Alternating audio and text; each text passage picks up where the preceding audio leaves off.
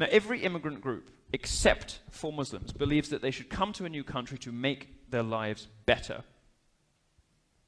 to come, to integrate, and to enjoy the fruits of the new country that they have arrived at. Only Muslims, it seems to me, want to import the values they came from and turn the countries they go to into the hellholes they came from.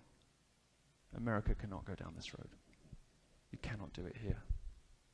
You cannot do it here. And you've had a really good example of why not.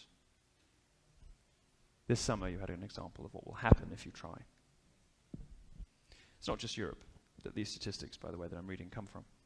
In 2015, the Center for Security Policy commissioned a poll of Muslims in America, and it found that 30% of American Muslims believe it is legitimate to use violence against people who insult Islam.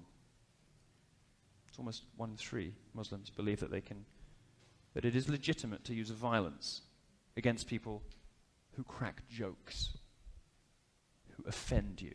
5% of American Muslims said that violence against Americans can be justified as part of global jihad.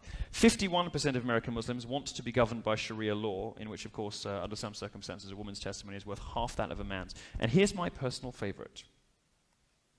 33%, 1 in 3 American Muslims, there's 1.1 million Muslims in this country, believe that if Sharia law and the Constitution clash, Sharia law should win.